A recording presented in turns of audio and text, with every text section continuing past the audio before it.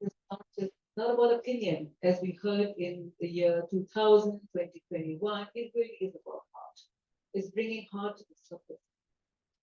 And yeah, so that's what it's about. I'm just going to share a little bit um, what I have written, but also um, before I start that, some of you have seen this video which I have shared in previous events. I'm not going to show it now. I should probably do lunch break, start break. Um, the inspiration of Golden Dog has been my late father. He was quite um, a low profile, yet important person in Singapore. Low profile. So many of you don't know him, but people who know of him, they know the great work that he did. And he always said to me, just focus on what's really important to your heart and spread that message that you carry. Don't worry about anything else, whether it's going to make you a lot of money, whether it's going to be accepted by people, whether it's popular or not, because you know in your heart what's right. So when I received the message about discovering the messengers who carry a deeper truth, when I discovered that through divine intervention, you could say, um, and I said to him that I'm supposed to do this, I'm supposed to raise up the messengers. He says, then do it. I said, it's not going to make much money because I don't know what's going to happen, but just do it. So I focused the right thing. And I stopped my technology work, and I was 20 over years in technology with the Singapore government and Qatar. Just continue what you need to do and walk the unknown path. Because the unknown path is a very beautiful path. It's a path of faith. When you're writing a book that is not based on what's popular out there, what's the trend, what's that, but because you know you're supposed to write about something, you don't know whether it's going to be successful, but you just write it. You don't know whether it's going to sell one book or 1 million books. Just write. And that's the path that I took and the path of those who walk with me have taken. There are a number of them here. And they did not question, is it going to be like this? It has to be like this. Is it going to bring results? No, they just found the heart of it. And they walked in faith with me. And when you have total belief in something with zero doubt, it will happen. I can tell you that. It might be a winding road. It's not going to be a straight path, let me tell you that. It's going to be a winding road. And you're going to be meeting the tests and obstacles along the way. And also you'll meet the mentors and guides and the correctors and the altruists and the destiny helpers and all these things along the way. And they will take you to the destination. But then again, the destination, there's really no destination. We keep going. And that really is the journey of the Golden Door ambassadors. And I would like to introduce some of the Golden Door ambassadors here, starting with Roshni Shanal. Roshni, can you stand up? She's come from India. Amazing Golden Door ambassador. She is the co-chair of the Golden Door Forum. The Golden Door started with the Writers Award and now it's birthed the Golden Door Forum. And she is one of the co-creators of the Golden Door Forum and past winners of the Golden Door Awards. I would also like to introduce the Golden Door Ambassador Nicolette Devidar, who's flown all the way from the United States. Also co-chair of the Golden Door Forum, co-creator with Roshni. Thank you so much. Nicolette. Two very dear people in my heart. One of them is not here yet, But I will start with this wonderful lady who was on my left, who had a little cup of tea back in 2018, I think. I really don't remember now. 2018, we have a teh tarik. Singapore, we call it teh tarik. It's just Singaporean tea. And I shared the concept with her. And she was very excited. And she stays excited. 2018. And she stood by me. And we stood by each other. Joanne playing the chief judge of the Golden Door Awards.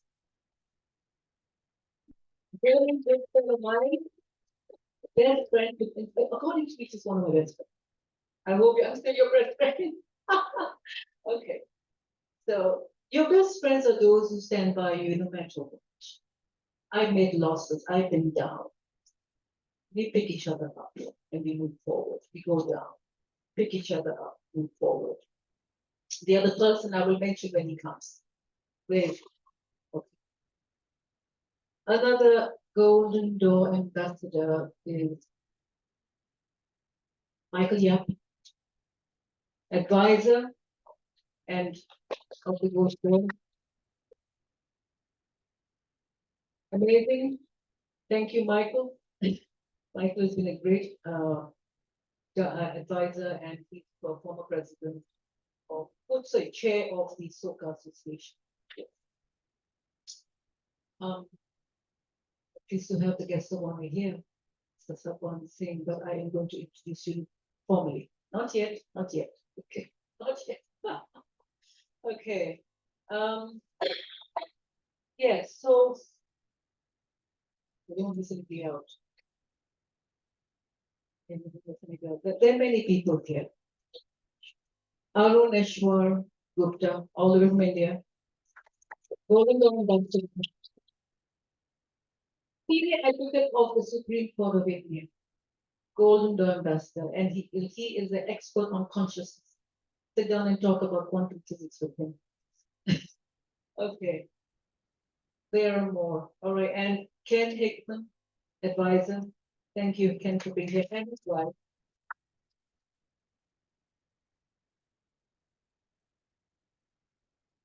Speaker of one of our panels before, Liana Asmara. She was on our panel for the Golden Door Forum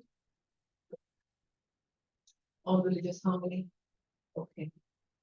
And Joe Clay, who was also on a panel on conquering homelessness with the Golden Door Dialogue at the Golden Door Forum. Amelia White King, who was on a forum on the post-COVID future for children of the Golden Door Forum. White King. Monica Bodera, who was on creativity, right? The conflict-free individual. He's from all the way from Italy. And Nikki Cornfield from Australia. She was also in the conflict-free individual panel. I'm make sure this nobody. Okay, now moving forward. Okay. All right. So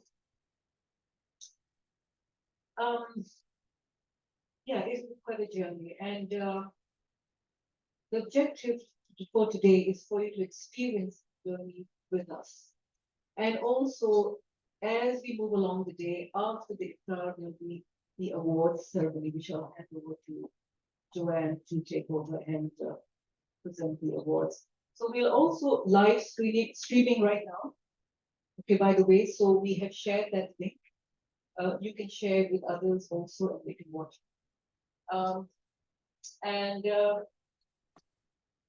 Yes, so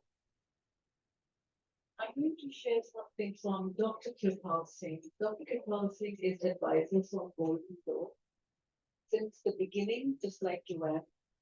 And he was also the one of the first persons where I shared this concept. And first thing he said to me, most writers are scoundrels. So that was a statement. But anyway, so I just said to him that we need to raise up the writers who are willing to right with courage. And then we talked about this concept. Kirpal will not be with us today, but he has given me a speech to share. So I'm going to share how.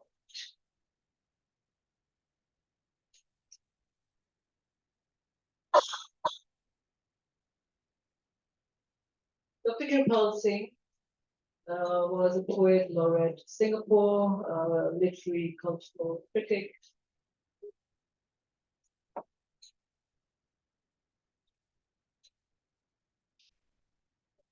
In a second.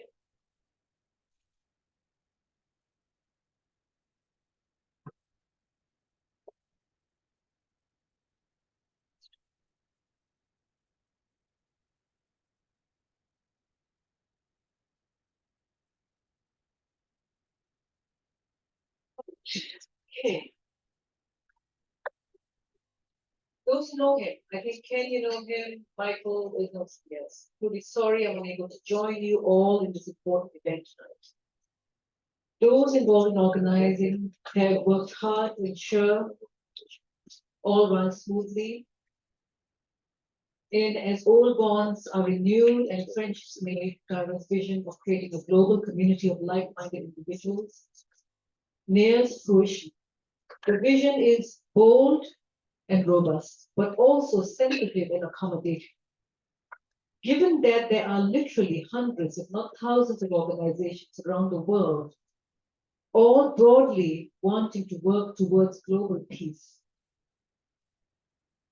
through friendships and understanding, it is significant that here in our small lion city, Singapore, so many are gathered to help realize, attain the higher, desirable goals that Tahira and her colleagues have in mind at the very first. We live in a world that is highly complex and based and beset with complicated challenges. As someone roughly said, we have gone to the moon and back, but we haven't been able to realize our humanity universally in any significant manner. This said truth is all the more poignant since technological progress has made instant communication across vast distances easy and economically viable. While no one has said or claimed that arriving for global peace and understanding is easy, the paradox remains that we are not much better in terms of universal peace and understanding as we were when the United Nations was created, established, and embraced. This astounding realization must make us ponder as to why we remain essentially remote in fundamental understanding of ourselves in terms of our common humanity. We, we set ideals and laudable goals that read so beautifully on paper, but whose manifest realizations seem still distant and even unreachable. We have surveyed regions light years away, but in terms of understanding our common humanity, we remain stuck in all manner of unrealized goals and dreams and wishes. As many say, words come easy, but real action on the ground takes so much hard work that numerous plans and initiatives fail to take off, let alone make any impact on our human stock, taking of ourselves. A major goal of Golden Dawn is to attempt in a gentle, sensitive manner to harness enough energies to merge in a bold attempt to keep differences aside and focus in what is doable in an efficient and non-violent as well as non-destructive way. Like many noble ideals, Tahira's vision is attractive but also largely achievable. But as the insightful and wise Lee Kuan Yew admonished us, talk is easy, but action is hard. Those who are from overseas, Lee Kuan Yew was our founder. So I followed the journey of Tahira and her colleagues almost from the start and have often engaged in robust discussions about the whys and wherefores of the enriched gold door. I was brought up on the belief that the golden door, the golden truth, is mostly silent and best kept this way.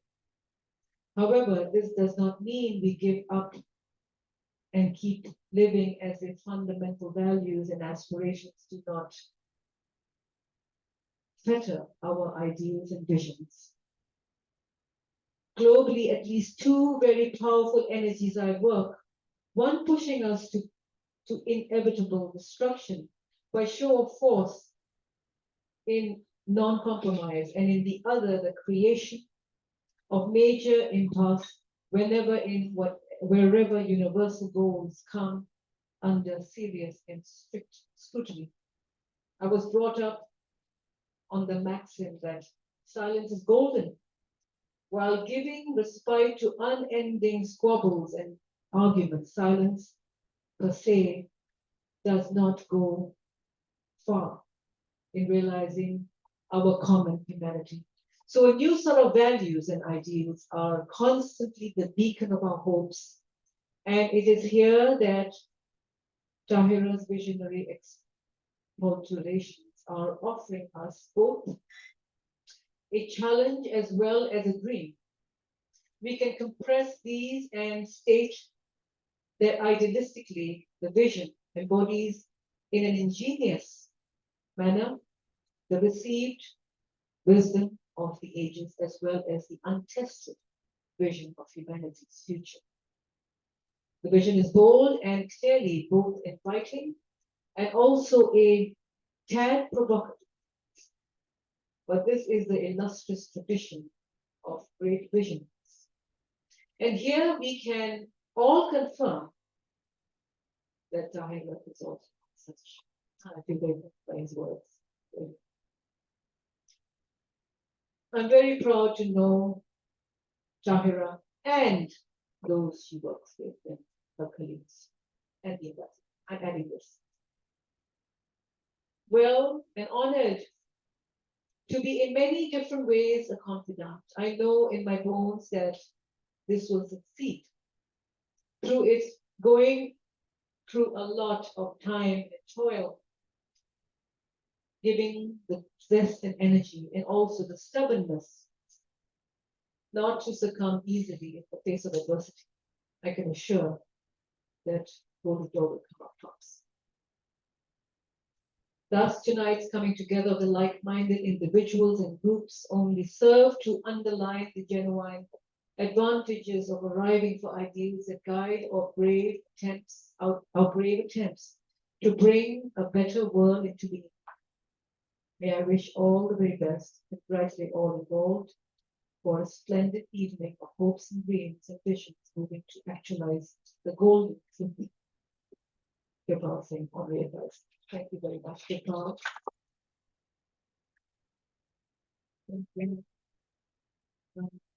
Yeah, he's going through his own challenges. So I have gone through my challenges, and some of you have gone through your challenges, but it doesn't mean that we stop. We continue on, continue on. Yeah, so I will move forward now, and I would like to thank you so much for being here. And we're going to on to the next part, and where, as you can see, when you came in, there were the value statements on the table, right? And some of you have moved towards what resonates with you. Now, those value statements were based on dialogue, the Golden Door Dialogue. We've run it 3 years ago, and that is part of the Golden Door Forum. Okay, so I'm going to call to the front the co-chairs, Roshni and Nicolette. Come.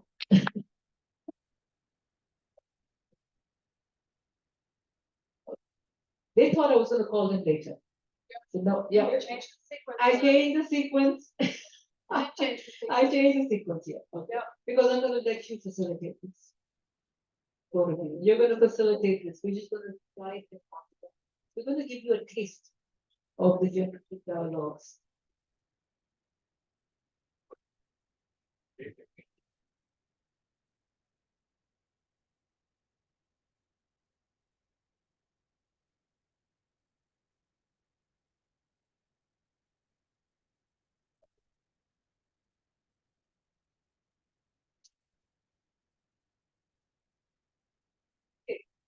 All right, ready? Okay. So, good evening and namaste from India, everyone.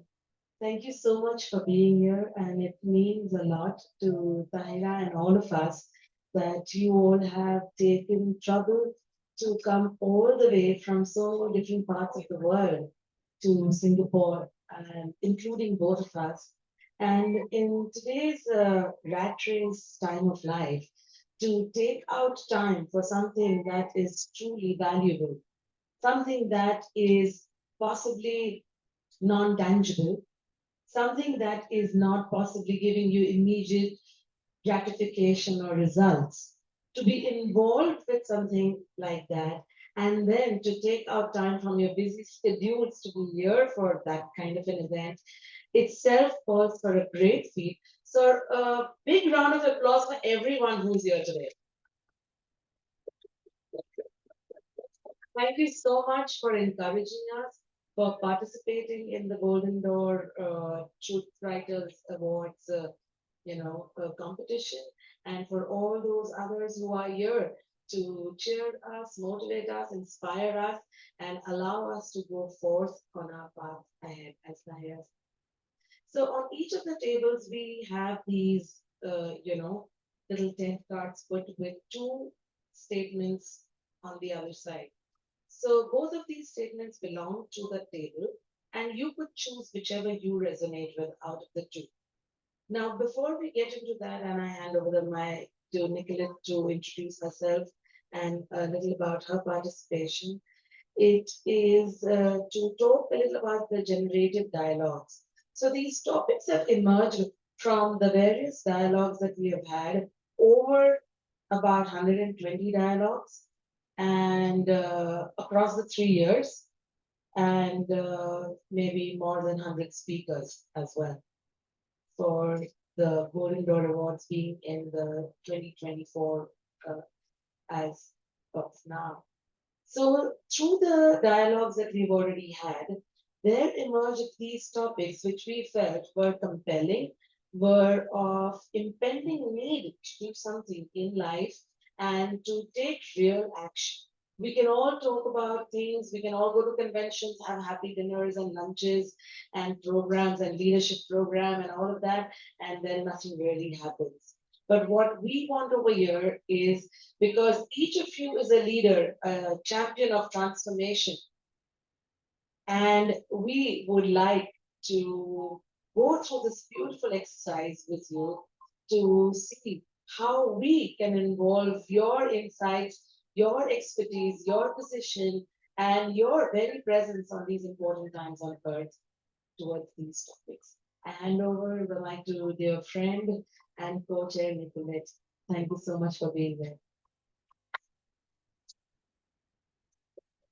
Well, good evening, everyone. Thank you so much for joining. You've heard it from everyone, so I second all of that, or I third all of that. Now you're probably wondering what is actually a generative dialogue, and this is a very good question, which I asked them at the very beginning too when I joined. Now, when you look at dialogue these days, in a world where words have lost their meaning, but at the same time, they actually become more important than ever, dialogue about certain things are challenging. A dialogue about things that really matter for everyone because it affects us one way or another has become even more challenging. So when you look at the divided world that we live in, we're sitting kind of on a crossroads between two worldviews that are clashing. So you have the mechanistic form, the transhuman way of looking things, and then you have the human way of looking things where there's still so much potential that we actually haven't really tapped into yet. When you think about it, most humans only use 10%, most of us only use 10% of all the potential we actually have. That means there's still a lot to be discovered. So the generative dialogue is part of the Golden Door Forum, which really brought this to life, that we bring different perspectives and invite different viewpoints and opinions and voices on the themes and topics that matter. So those themes that you found on the table, that was kind of the quintessence of the last Golden Door Forum. We had 19 panels all in all. And with about 3 to 5, 6 participants, one I think had even 7 participants on a panel. So a very lively discussion. Normally those discussions are an hour. We only have to like 15 minutes, but it's just to give you a little taste, to invite you to start discussing. First of all, why did you pick that particular topic at your table? Why is it important to you? Why do you care about it? What do you think is going to happen to the rest of the world if this has not been taken care of? And then also see where you all stand and how it can all evolve into something bigger than that, actually. And then we pick up right afterwards, because you're going to find out it's probably challenging.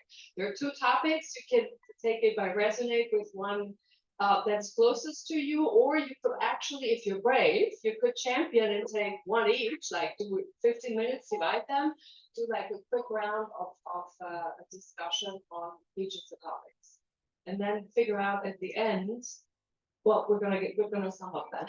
That's the first part. So let's start with that. No, we just open the discussion, and it's among you. Everyone can talk at the same time. Nobody needs a mic. It's your table. It's your topics. It's your discussion. Yeah. We just add that on the table, each one can choose their own spokesperson for the table for the last part of it, which we will need to sum it up. And we have these little note pages put over there with pens next to it. So use those to write your pointer. And then each one will discuss their point with the spokesperson, whoever you decide on your table. And then we will get into the next part of it. We will time this bit for 15 minutes. Right? 15 minutes? Okay, so we will time this for 15 minutes if somebody can start the clock.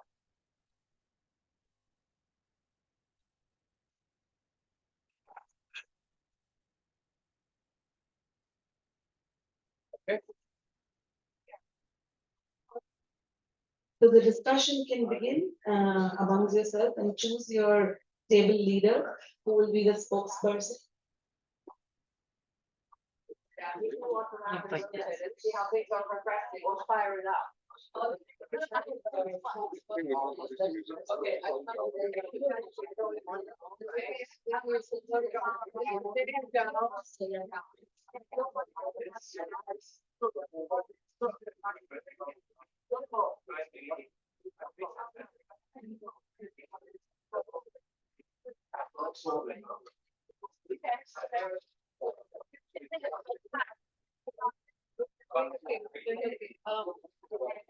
It's live streaming, but Everything is great. Don't worry. Do yourself.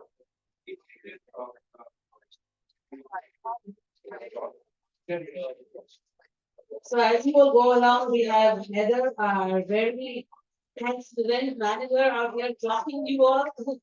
A big hand for all the lovely arrangements. Thank you.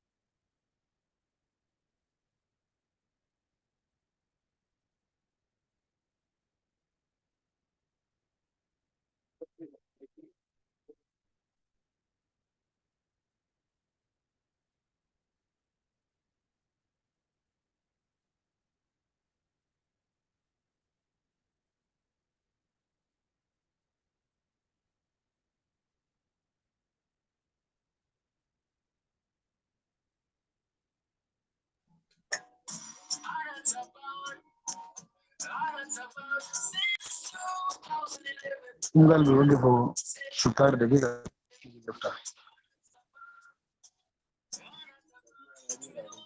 ما في مشكلة. هم ممكن نحبس الفيديو هسه.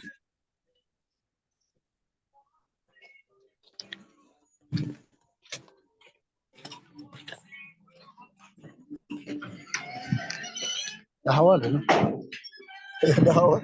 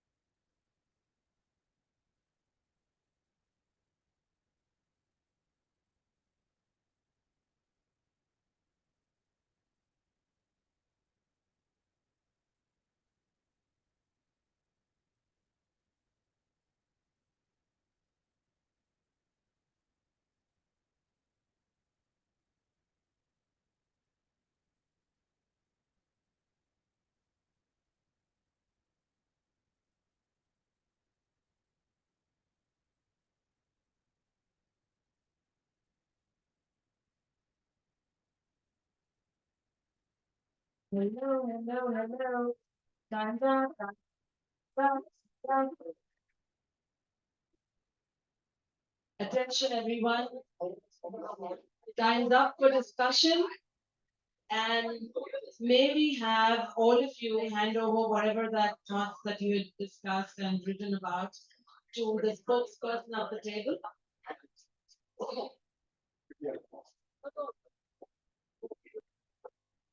And these pointers could also include some call to actions or whatever that you all have discussed.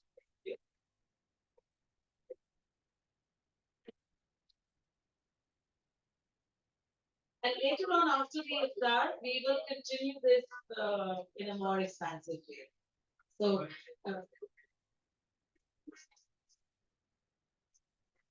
So, we will continue this beautiful thing after we start, and we will have introduction of our judges, our judges here, and our guest of honor.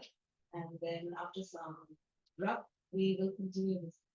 Thank you so much. Till then, you're free to discuss if you want to. Okay. So we will continue this after. But I'd like to introduce somebody who just came in very briefly.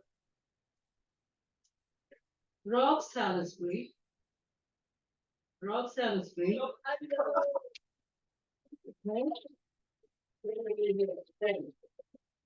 He just made a grand entrance, but he's the senior judge of the Golden Door Awards, where he just flew in from Sydney, I think. Not sure anymore. Yes. He just came from Sydney. Yeah, he just came in from Sydney. So after that, the judges will take over. But Rob, I will give you the glory. He's a great advocate of truth. He's been the Golden Door ambassador. He's been there right from the beginning. He's been on the journey since 2019. We're so young back. It's not that long ago, okay? 2019, ups and downs, he's been there. All right. So, yeah, Rob, please take a seat, and his wife, his lady's wife, is here also. Yeah, good. Great to have you in Singapore. And thank you so much for shouting. Oh, yes, baby. So, like, yes, we love that. It'll be a good one. We're gonna find a seat. Okay, now I would like to introduce a very amazing gentleman, Singaporean, like some of us, and he is the president of a Sikh temple in Singapore. He is also the chairperson of Mercy Relief. He just came back a couple of days ago from Palestine, and they are doing a lot of good work around the world. They have, I believe, they have given about, I think, over 70 million in aid, I believe, for various projects. He is a lawyer. You know, we have a couple of lawyers here, really. So they, I think, because it's truth and integrity and justice. So, Mr. Sakwan Singh, he is our guest of honor. And I'm going to pass the mic to him. Would love to hear what he's going to say. But it's a great honor to hear great words from you. But after this, at about 7:15, we'll have the crowd. Okay. Thank you so much. I was invited last week by Michael to come here for a dinner for iftar. I said, okay, iftar, no problem, let's eat.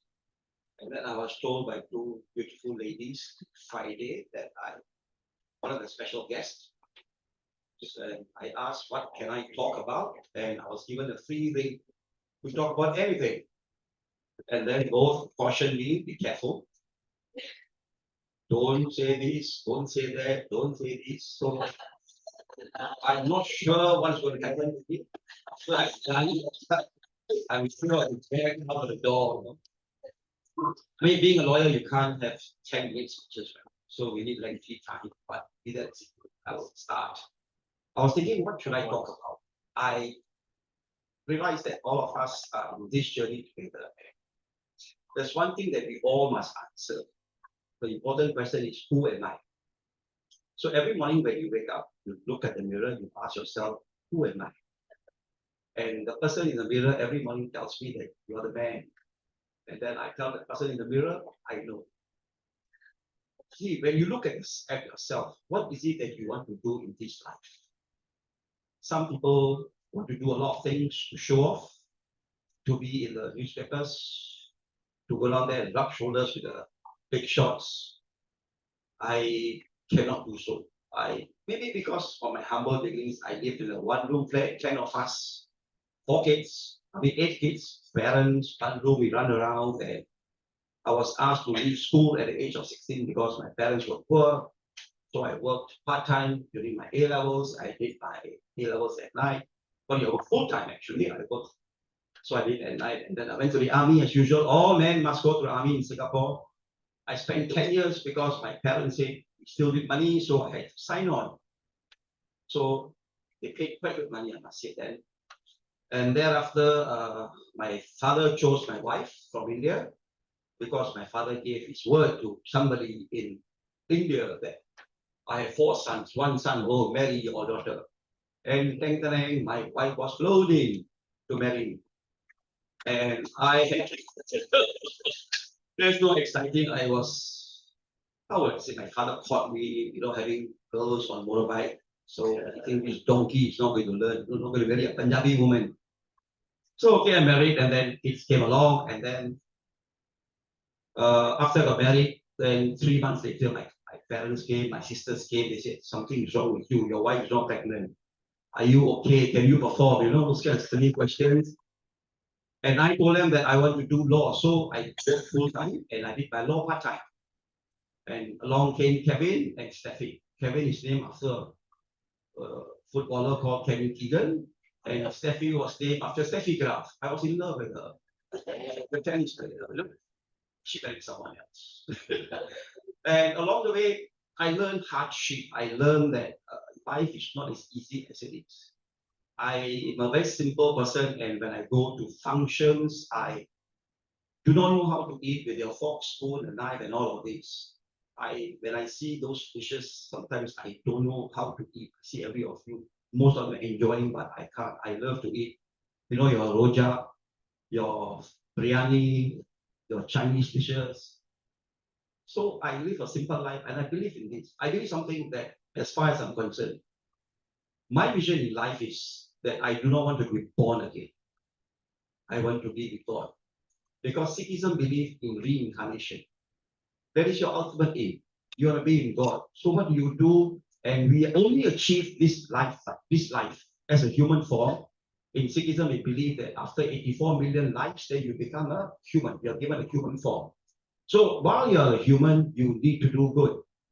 And I say this, when you do good, I'm going to be honest here. When you do good, please do good. Don't do good because you think when you do good, you want to show off. It's not.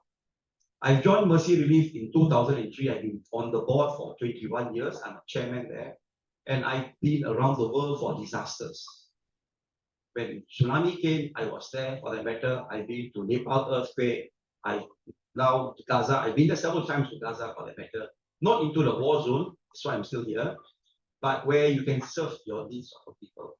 Let me tell you this, when you go out there in all these places, I will tell you this, you will be humble.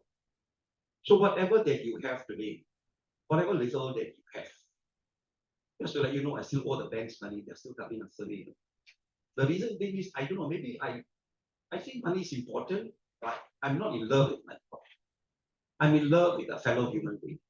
And I can tell you this, I am sure you, just like me, when you help another human being without any returns, you will be very or extremely happy. In Singapore, I don't know whether you have seen people selling tissues. 3 packets for $1 or $2. Let me say this to you. Pay the $2 and take the tissues. Because the blessing from that person will go far and wide. As a lawyer, I've acted for a tissue person, a lady. And I'll tell you how much she earns a day, $19 to $24 a day. That's her income, but she works at least 12 to 16 hours a day. She's on the road, she wakes up in the morning, she goes back about 10 o'clock at night. So that $2 to you may not be much, but when you give that $2 to that person, I will tell you this, that person is so happy. And everyone tells you thank you, right? That thank you is actually very sincere. When I go to Nepal, earthquake, all these places, those people who are there who have nothing, when they look at you, they treat you as though you are like God coming from some planet, come to earth to help them. But I am just another human being who is able to actually help and make their life a bit better. Last week when I was there, we only delivered 8 for 1 week because I have so much money. Mercy really only have so much money, and I can do so much if I have a lot of money. But if I have this much of money, I only can do so much. You go to Nepal earthquake, those people from the top come down, they take 2 hours to come down, collect water, collect a bit of food, and then they go up. And they all queue up, really. I was thinking if I was there, I'll be shouting, getting angry with God. I got angry with God when my father told me to stop schooling at the age of 16. I cried the whole day. I cried non-stop. And then I realized that at the end of the day, I couldn't fulfill my dreams as a lawyer because I had to stop work. So I worked part-time. But I have this thing that I don't know whether you will believe me. I will tell you this, God has always been with me. When I did my exams for law, there are 4 subjects each year, and each subject you must do 4 topics. Let me tell you, I scored questions. I pass every year without fail. Not because I studied, but somehow I will study this much and then I'll pass. And each time I talk to God, He will talk back to me. And I'll tell you this, God talks to you every single day. There's a voice in your head every day. I'll tell you this, it's God. But sometimes we all, hear donkey. We don't listen. We don't want to say, no, I think we shouldn't do this, we shouldn't do that. He talks to you, He's with you. And today what I am is because of Him. I've told Ahira that I will do what I can because I am still healthy. When you go and see people who are not healthy, they want to exchange place with you. Gaza, I've seen 3 kids for the matter. One of them had their eyes sewn because there's a claymore mine that hits into you, so they got claymore mine, so the eyes is sewn, he's blind. Another one had a heart open and he's sewn. And another kid had his legs amputated in this manner because of missile hit and he goes this way. When you go down there, you will want to cry because I feel that as far as mercy relief is concerned, it's all about politics. It's country fighting. Who suffers? The human suffers. So when I go down there because I am going to help a fellow human being. I'm not going down there because I don't agree with Israel or I don't agree with Palestine. That's not my job. That's not your job. Your job is to go down there and help a fellow human being. And if you can tomorrow or even after this, if you see somebody down there, help.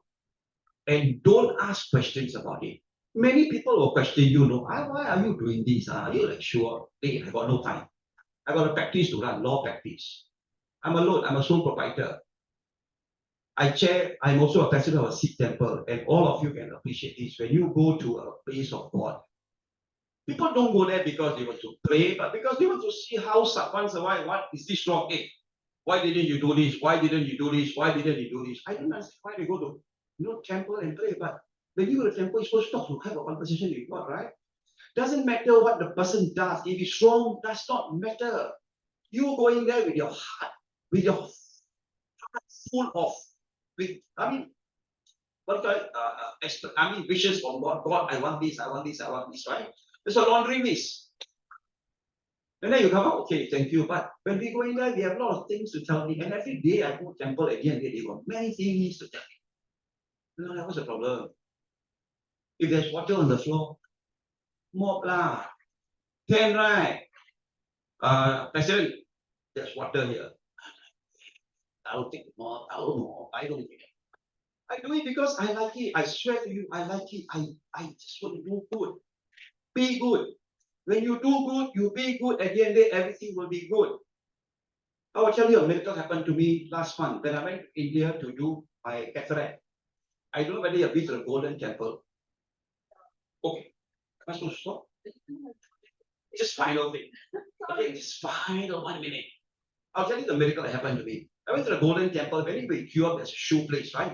You deposit your shoe, you get a token. So you go in, you come out, I lost my token. So I couldn't collect my shoes. But on that day, when I went to the temple, I normally will donate for 2,000 rupees, 500, 500, because we got son, daughter, myself, and wife, 500, 500, 500, 500 each. So that day, I bargained with God. I told God, today I don't have enough money because I need to fly back to Singapore, but I had US dollars. I didn't want to change. I put 500 rupees. I told God, I'll come back next time and I'll put my money. I came out, I lost my token. So I walked barefooted, I went to buy shoes. Yes, someone's shoes were 2,000 rupees. The same amount I'm supposed to put in. Okay, never mind, that's not the end of it. I couldn't sleep. 2 o'clock in the morning, I woke up. 4:30, I went to temple. Golden Temple, I went back again. I needed to talk to God. I said, God, I'm so sorry. I did this to you. So sorry. I shortchanged him, you know. I put 2,000 rupees inside. I came out. So I went to the shoe rack, the shoe house. So I gave my token. I was protective, right? The new shoes. So I gave the token. He gave me the new shoes. So I said, last night I couldn't get my shoes. He said, you can come in and have a look. I said, never mind. I'll donate the shoes. I will tell you this what happened to me. I turned around, the shoes were in my feet. The one that I lost the day before. How did the shoes even appear at my feet? I don't know. It couldn't have walked by itself, and they don't throw the shoes out from the shoe house, but the shoes were in my feet. So I tell myself, when you have a conversation with him, he listens. So whatever that you do, please be good. Do with your heart. Do not question. If people tell you anything, you just do. Because collectively, we all can do good. Individually, we cannot save the world. You all cannot go and save the world, but as one big family, we can do wonders. When we do wonders, do with your heart. That's all I have. Be good. Sorry for rushing you. This is iftar. I think it's about 7:15. Okay, 7:15. So food is ready, and to those who are fasting, we should be strengthened now. We can enjoy the food, and yeah, we will continue at about. For 40 minutes, we will just 40 minutes we just enjoy, and then we'll continue about 40 minutes later. Right? And then we will have the awards shortly after. Shortly after. Okay? Thank you. Okay.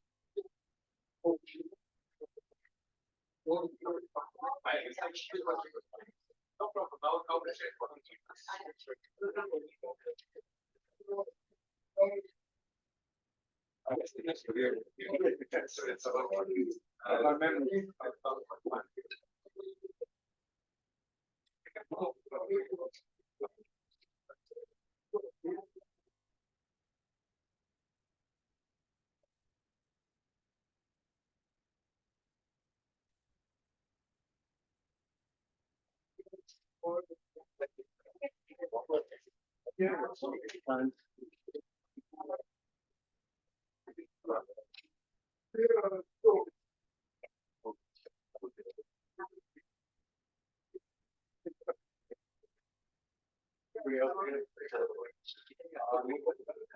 Nicolette. So what you should do is that we encourage you to continue and we will interact with you through email. Let's get the discussion, the dialogue going and probably form groups, something like that. So stay tuned for our email because we can't do everything tonight. So there are multiple things happening today, the awards, the dialogues, all that. And okay.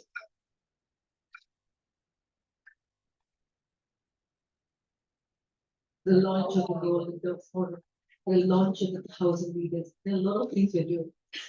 1,000 leaders for truth and integrity. That's another thing. We'll talk a little bit more about it.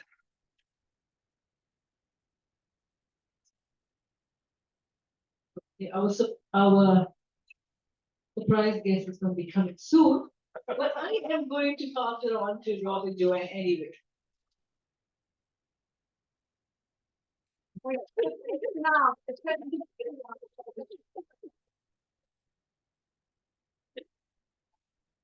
Okay.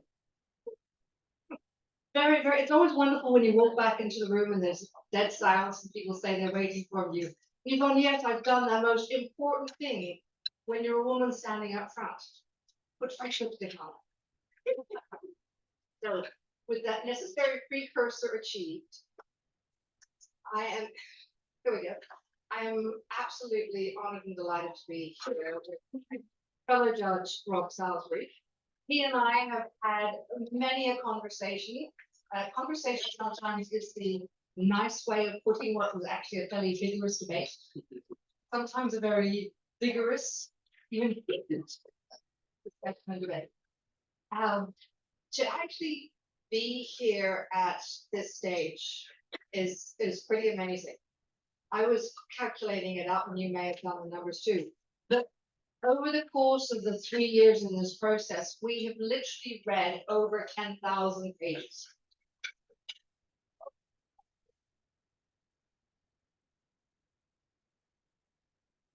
More stuff. I could jokingly say I didn't need glasses before I started, but it's also true. I could put some of it down to age as well. And 2 years of COVID is staring at computer screens, which I don't think did my eyes any good. It's been an absolutely amazing process. Before we get into the super formal part, and don't these awards look absolutely amazing? I would like to see, they're beautiful. They're beautiful. They're heavy too. So, yeah. In this process, when we first started off, we didn't know what we said yes to be entirely honest. We have discovered what we've said yes to over time, and we'll share a little bit about what goes on in behind the scenes in the judging process. If you're curious, if you're not, then we won't bother wasting your time because you know what, we honor and respect your time. But first of all, before I'm going to pass it over for Rob to say a couple of words, if those of you who've seen us before know we go back and forth, is to be here today and to see so many of you here, be you people who have put in and put your work in, because it takes an awful lot of courage to go and put your work into any award process to go, I will let someone specifically judge and evaluate me. That is truly a moment of courage, and I want to just applaud every one of you who's done that, because it's a big step in life to go do. So thank you very much for having the courage to show up for your truth. I'd also really love to highlight again each and every one of you who's heavily involved in the dialogue process, because both of these two processes are about truth creation. Tahir and I have had some long, waxing philosophical evenings on what it is to create the truth. And the written word is one form of power, but the spoken word, which is the dialogue process, is another form of power. So together they provide two different ways of being able to bring this truth together.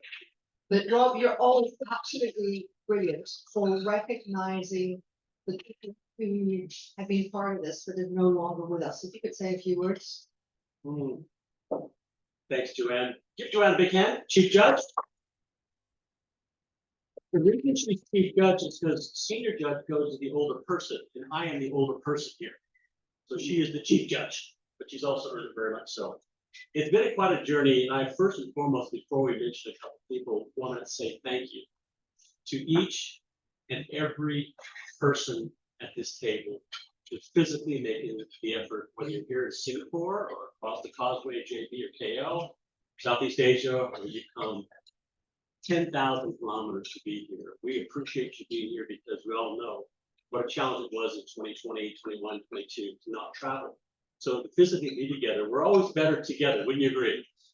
And tonight we are. So I'd like to be able to acknowledge you for being at the right place, at the right time, at the right, with the right people in time here tonight. So give yourselves a big hand for being here. Great. I was reminded of a story very quickly of a man who made a difference 120 years ago. February of 1904. And 20 years ago, 120 years ago, this person had a vision, much like Tahira. And his vision was not unlike hers. The difference was 1904, 120 years ago, now. So in Chicago, the same city as Abraham Lincoln, the 16th president of the United States, this gentleman had a vision. He was doing okay. He was a lawyer, an attorney doing okay. His constituents weren't doing so okay. So you can imagine in the winter of 1904 in Chicago, wet, cold, snow, -10 Celsius, wind chill factor -25 Celsius. And he had a vision, much like Tahira did. And that vision was, how can I do well and my constituents do well? How can we all do better? And those of you who know this person by name, but not by meeting him, would know that Paul Harris started in Chicago a small little group of 3 gentlemen to start an organization that now today has millions of members and has contributed billions of dollars in efforts over the years to do something good. And the first of the 4 rules of this organization is it truthful? Is it truthful? And this is what Tahira, his vision has been. Is it what we're doing truthful? And you represent that. Joanne and I as judges get to be able to look at the work in front of us and make some distinctions about the physical words on pages. But when we meet you face to face over the Zoom calls and have a chance to have a chat or here, we get to find out who you are and what's happening. Joe's going to talk about that in a moment. But when Paul Harris started Rotary in the winter of 1904, he could have never known the impact. I'm kind of curious, how many of you know Rotary, the club? How many of you perhaps have been a member or are a member? I've been a member for 20 years. I'll tell you what, it's been a great move. And I've seen the comparables to what's happening with Golden Door and the ambassadorships and also the visionaries and also the ecosystems. And there's so many things because there's 4 things that Rotary is founded on. The truth is the first part. And it has passed the acid test, wouldn't you say? 120 years. So every week there's a meeting going on and they go through these 4 things. And it is done in 100 different languages somewhere on the planet. Now, why did I share that with you? Because it was a beginning for Rotary. And like GDA and everything we've talked about, there's been a beginning 5 years ago for us to be involved with Tahira. And you're here tonight to continue that message on. So we're very excited. But not with us tonight are a couple stewards of the clan who did a great job.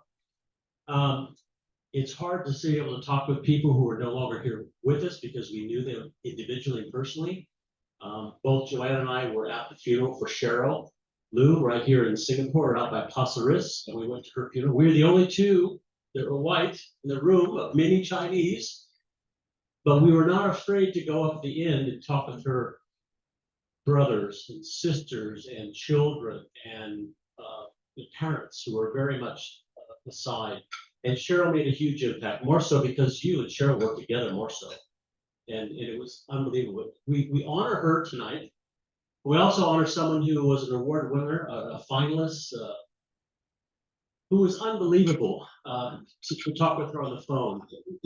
the conversation, the Zoom call it couldn't go long enough. And neither one of us knew at that point in time that this would be one of the last conversations that not only we would ever have, but also she'd have at that level, with Gabby. And when we honored both of them. So if we could just grab your glasses, whatever you have, and do a toast to Cheryl and Gabby. And I'm going to turn it right over to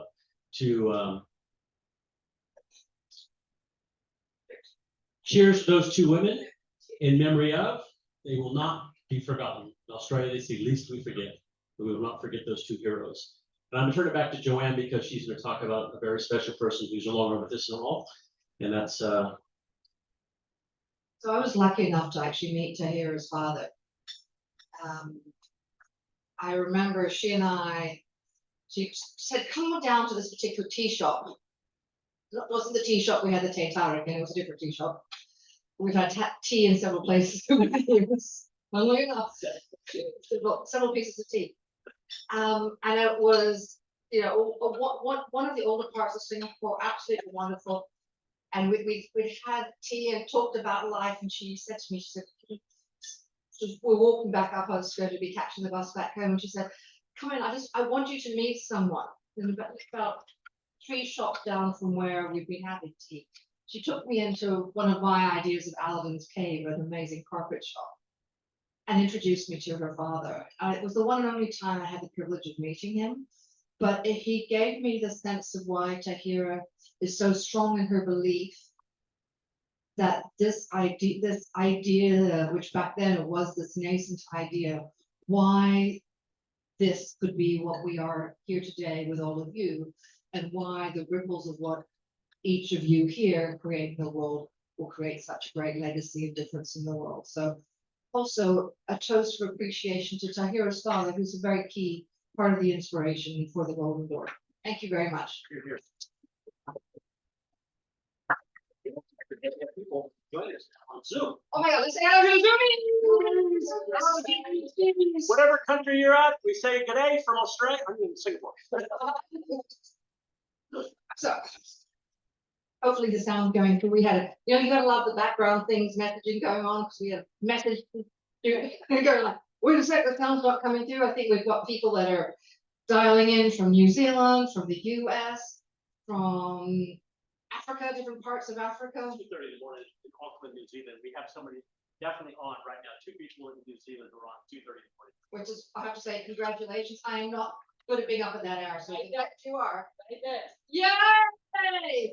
Yay! And dialing in from India and other all sorts of other things, like real human beings. Isn't it wonderful? Hello, Angela. Good to see you in Auckland. There we go. Hi, Chital. You're getting a lot of waves from the room, so I'm so glad that you're all here.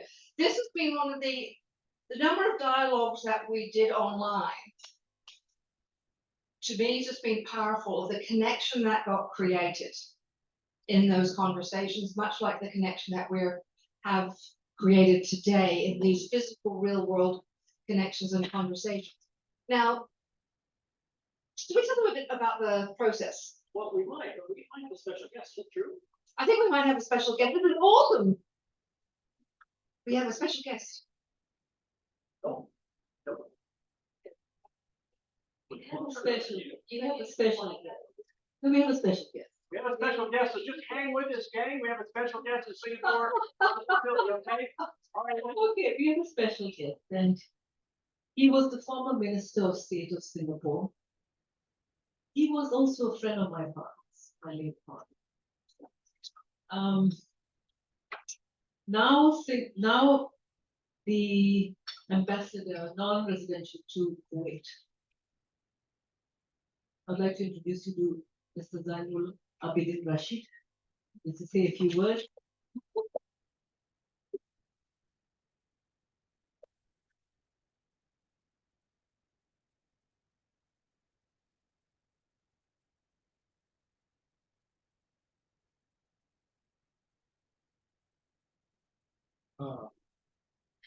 I'm not sure what the word special means.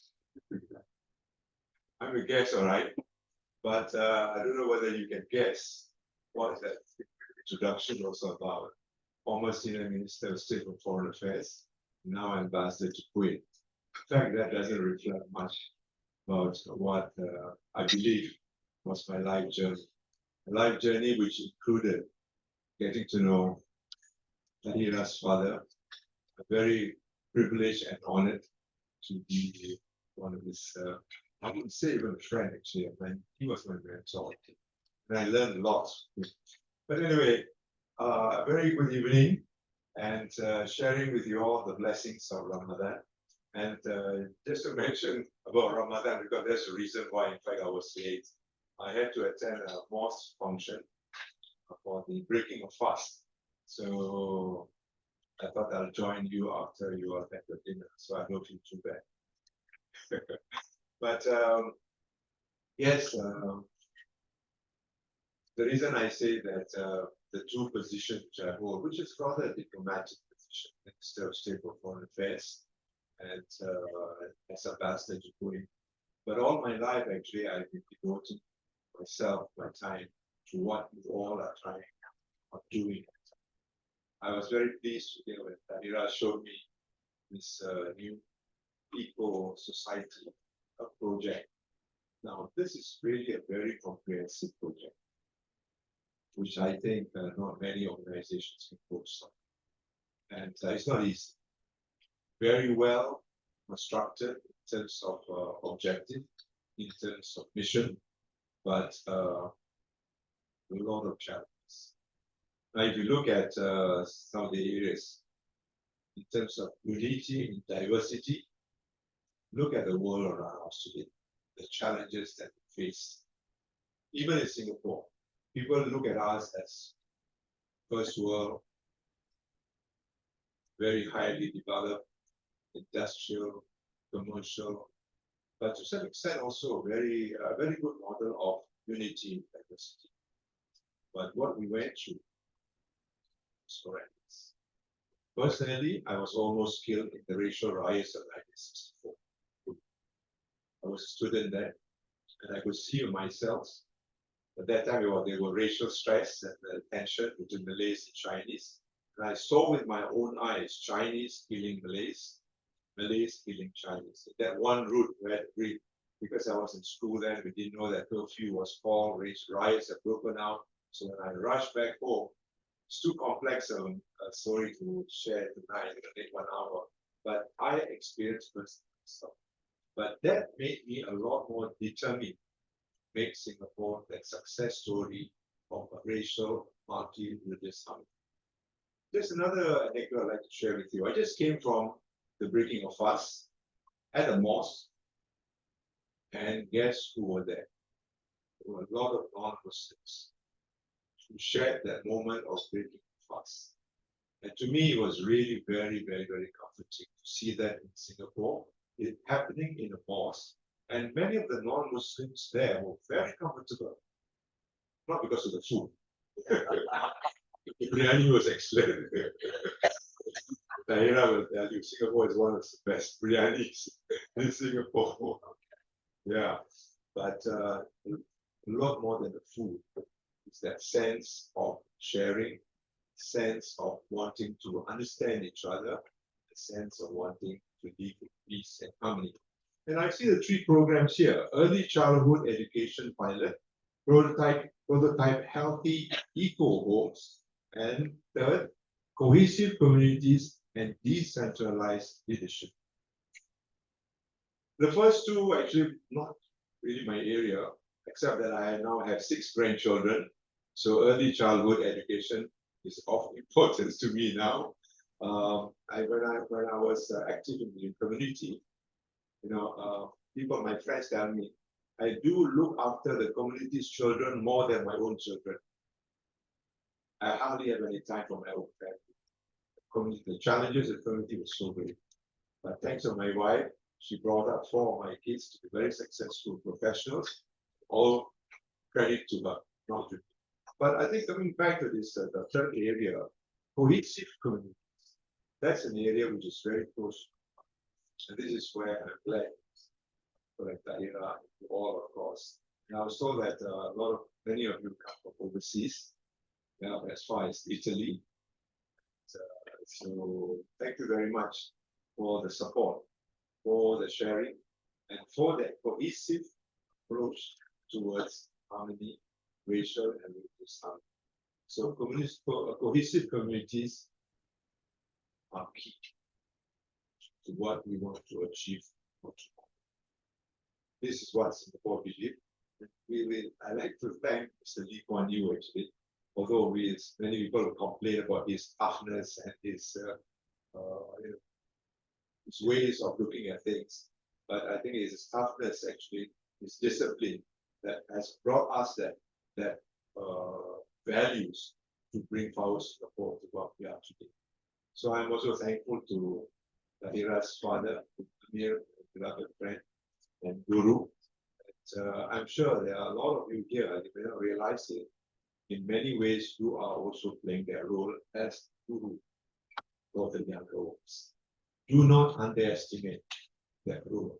As a Guru, you can play well. Because from what I see here alone, it signals to me, it confirms in my mind that this is a kind of group which I think worthy of all the support and all the attention.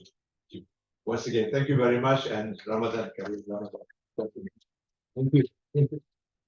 Thank you for the beautiful message. Because those beautiful message. Thank you so much. Pleasure, always pleasure having Zainul Abidin. He's been there with us since 2020. He always is there for our events, no matter what. And now I will give back the honor to the judges as they wish to give the results. Okay. Wonderful. Thank you so much for those beautiful, beautiful words. Now, we had promised a little bit, give a little bit on what goes on behind the scenes. And I have a sneaky suspicion you still would like to know what goes on behind the scenes.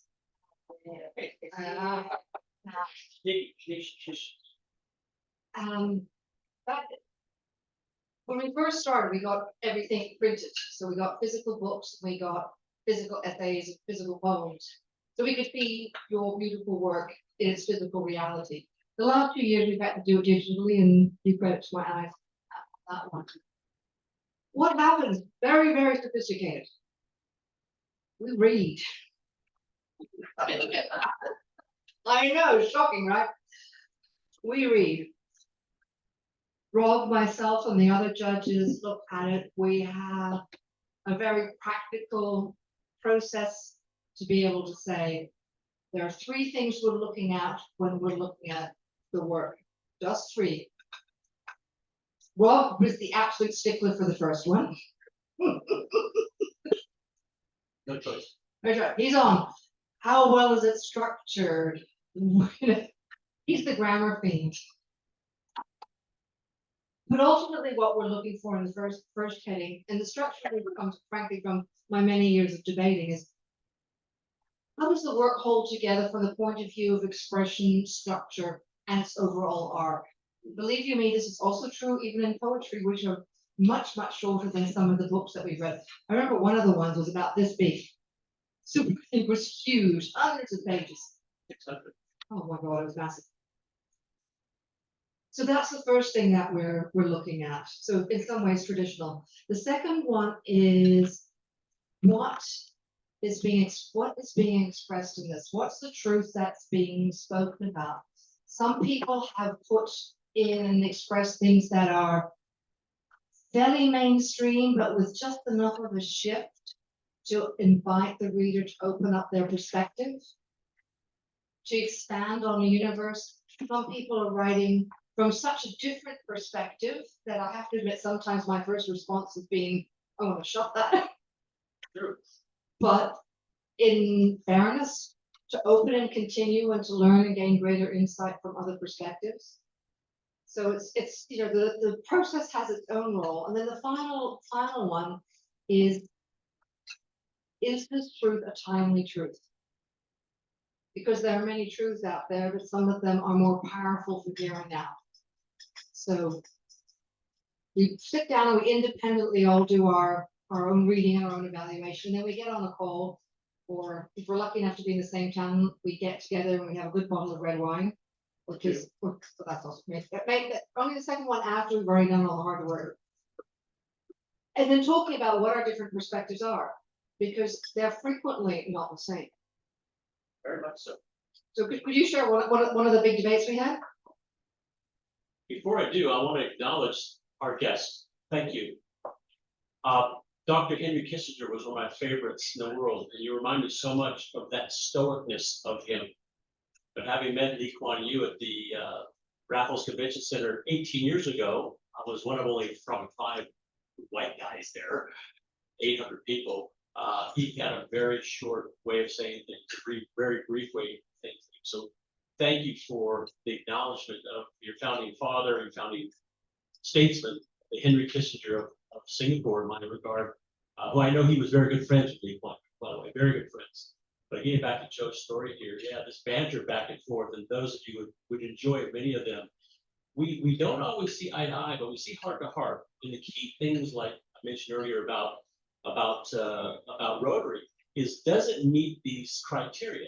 And Joanne, over the years, we've known each other for about 14 years now. We've been involved in a number of different platforms, organizations, different areas.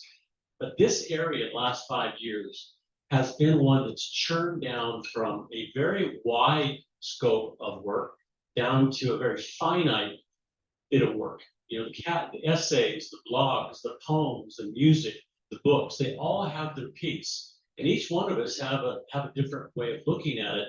And the good thing about that is we get this bell curve.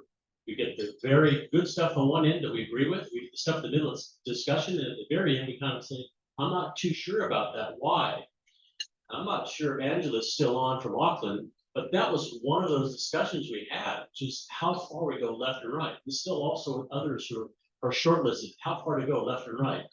And in the deep dive in some of your work that you have put in front of us, could only be in so many ways answered by us having really seriously IQ and EQ conversations. The IQ about the intellectual side and EQ about the heart side. And in the middle, we have to get together with Tahira and say, we believe this is where these finalists have come to. And this short list is made up of some people who've done some great work from many different diverse backgrounds and lanes. At the end of the day, it comes down to the best work in front of us and then the conversation. So I hope that explains a little.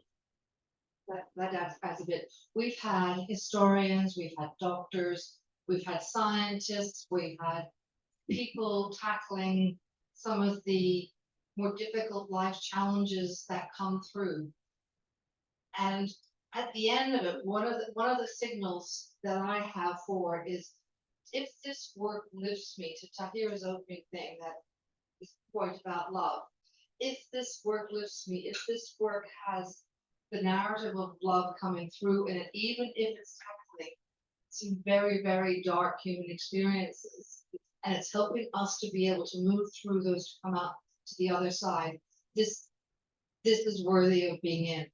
So I say this because it's not always about, you know, some years we end up with a lot of works that are very much the positive, light, beautiful side, and that's, you know, one level they're easy. But also we've had some that have come into very different ones, and they are not easy, but they are powerful and they are equally valid. So so the shortlist process is very much about that. It's literally, does this make the shortlist side of things, and then within the shortlist down to the number that we feel are going to be the appropriate number for the shortlist.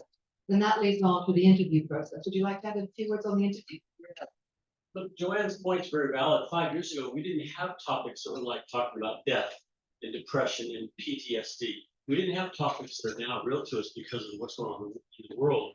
But we're having topics come through from different people from different countries who are going through some really challenging situations, and they're expressing that to us through the Golden Door process. And the work is unbelievable. So yeah, it's not like you're reading the funnies, you know, on Sunday or some type of a quick conversation. It's on TikTok. We don't skim your work. We go deep dive. We're really quite not serious as people, but we're serious about the process of making sure that you get and we honor your work. And that's the thing I think both of us can be proud about as judges, is that we're not judging you as an individual, we're judging the work in front of us. And what happens in the process of the Zoom call becomes the next stage, Joe. So the work comes in and the work stands alone. And then as Tahira has said, the point of this award is to help truth creators show up and amplify their voice. And so the interview process we identified as being absolutely key, because this is the process that allows us to see the individual as a human being. Some people are early in their journey and they're beginning to express, but they're not far enough down to be in their full voice of power. And there's other people who have a powerful message, but they don't want to show up physically in the world for it. Now we honor and respect both of those. That is capable to be shortlisted without those two qualities. But the quality that has people awarded are because there's a strength and an intention to show up, and usually a track record as well. Because the truths that you bring forward, be they whispered softly and gently, or be they spoken with power, are all truths that need to be heard. And the process of being willing to show up takes courage and commitment and strength. And that's what we're looking for in the interview. Is can we see that light, that spark, that willingness, humbly, like we've seen evidence today with our two guests of honor, to be able to show up and do things through the thick and thin of that life will bring us. And so that when we're in that side of it, that's what we're looking for. And what is amazing we found over the years is how quickly that element of people is willing to show up when we're willing to invite that in for the space. So there you go, a little bit of behind the scenes. Okay, on to the fun part of the night. This is where people should actually probably be doing drum rolls. Oh, yeah. Yep. Yeah, you do that. You do that. Stand up for 30 seconds and just break the interview. Please stand up and get on your butt for too long. The mind will only endure what the butt can. The mind will absorb what the butt can do, something like that. Anyway, the point is, and say hi to the person next to you. Say, I'm so glad you're here tonight. Real quickly. Absolutely great to have you here. Thank you very much. Thank you so much. And I'm just kind of curious, of all the people who've flown here, and I have those who are local Singaporeans, can I have you sit down? Anyone who lives in Singapore or is here in Singapore, can I have you sit down? Thanks, Tom. Appreciate that. Hater will hit the music, just shut that down. Thank you very much. All right. All of those of you who have flown more than 1 hour, keep standing. Less than 1 hour, just sit down, like KL or Vietnam's not too far away. Okay, 3 hours or more. If you've flown 3 hours or more, still keep standing. All right. All right. 5 hours or more you flew to get here. Where'd you guys come from? 2 hours. Okay, not bad. We've got some people here who are not going to be sitting down forever. Okay, 7 hours or more, stand. 8 hours or more. Dave, where do you come from? Bangalore. Okay. Very good, very good. Okay, 8 hours or more. 9 hours or more. Monica, I know you brought a bottle, didn't you? A bottle of Pinot from Italy, didn't you? For us. 9 hours or more. 10 hours. 10 hours or more you flew to get here. Nicolette, your legs are not like an oak tree. They're solid for sure. Absolutely solid. You're not going to go anywhere. All right. 11 hours or more you flew here. These give them a hand. This is big. 11 hours. 12 hours. 12 hours. 12 hours. Wow. Okay. Now this is where it's going to break the glass a little bit. Sir, how far did you come from? You just want to sit down. Yeah. All right, 12 hours, 13 hours or more. Yo-yo, 13 hours. Yeah, well done. And you came, I know you came from Amsterdam, correct? and she's flying out tonight. Yeah, she's leaving in 2 hours. We have to have a big send off. All right, here's our two heroes. 13 hours in county, 14 hours, big, 15 hours. 16 in the back here. All right. Oh yeah, San Francisco's a very long way. 17 hours, 18. Nicolette, how? 18. Monica, how long? 18. Let's get these girls. All of you, all of the stand up. Judy, how from San Francisco, right? Lucy? Close enough for government work. Close enough for government work. Let's give them a big hand. All of you, congratulations. Big effort, not just time, but energy and money, certainly, for sure. And back over to you, Joe.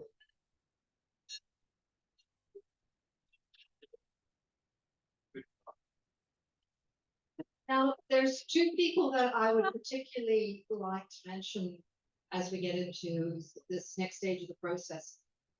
Two people that, while they weren't shortlisted, still chose to put in the time and energy to come and show up physically, personally. So Alan, I'll leave it. Thank you so much for believing in the bigger story to come tonight and be part physically here with us. So please. Andy, quietly sitting over there in the corner. And then we had another wonderful gentleman, James Boyd Fuller. He bought his ticket. He was booked into the Mandarin Oriental across the road. He was ready to be here at the airport, and his wife got taken to hospital. So may she be well, but unfortunately, he made the very intelligent, practical choice to do the right thing there. So I highlight this because so often when people show up to put the work in, and Nikki, who also is here, which is pretty amazing and special, because not everybody will believe in the bigger story and show up. And it's a huge signal, because it's clearly people who are showing up without the ego because they see something else that's important. So the three of you, thank you very much for this. Okay, now we were told we had to fill in a certain amount of time, but I think we're doing a pretty good job. I think we're on time. Okay, so Rashidi, would you come and give us a hand? It's very important when you do this process to have somebody hold a piece of paper here. Can I say something about this young lady who taught us? 5 years ago, I didn't know this young lady. She showed up as an essay, probably number 7 or 8 out of about 30 that I was going through that weekend. Wife didn't see too much of me. I was downstairs just there, going page on page on page on a page. And I'd already been through about 120 pages of essays. I came across this work. Now, nothing had gotten my attention that much. So I'm kind of peeling off these 1, 2, 3, 4, 5, 6 in a stack. And the ones that really get me, I'm going to come back to them later. So the first read is just go through it, see what's there, do a deep dive. I get page 1 of Roshan's, and it's interesting. Paragraph 2, page 2, wham, goes right through me like Cupid's arrow. And this is a story about a taboo that she could talk to you about later on if you know her work. But this was a piece that had to be brought forward. And here she is standing here today. Rashawn, let's give her a big hand. Woo-hoo! For our medalists and finalists, great job, people. Absolute pleasure to have you with us. Okay, so I think we will do a huge drum roll from all of you for the formal part of that next. Okay. Certificate of Commendation, Bengwat. Bengwat Lim. Thank you very much.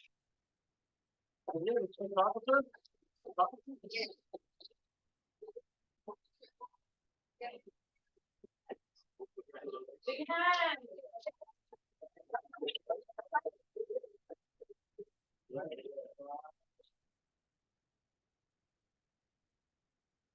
Wonderful.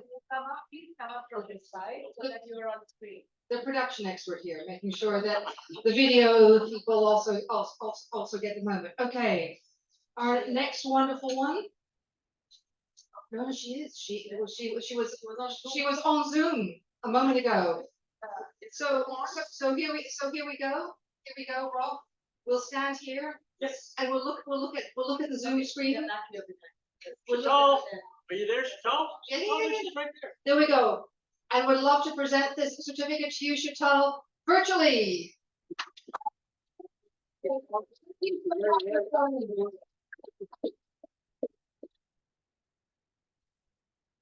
Which then now gets into some of the.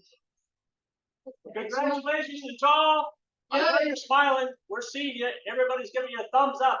Thumbs up, Wonderful. everybody. Thumbs Thumbs up. up. Yoo-hoo! Yes, you definitely can. Wonderful. And we'd love to present this certificate to David James, who had the courage, despite feeling that he's a hermit, to actually come and be in a community like this. So thank you very, very much.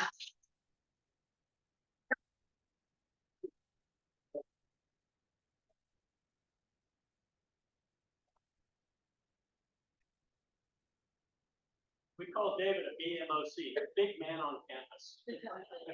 Well done. Great writing. Now we're getting into the drum roll side of things. The tension should be mounting, I hope not, because when you're in a group of love, it should be about the connection and knowing that each and every one of you. Yay. Reorder. Okay, there we go. Okay, this is drum roll because this person is not here physically. They are beautifully online. Jack Rasmussen. Jack. Jack. Over there. Oh, there he is. There he is. Yeah.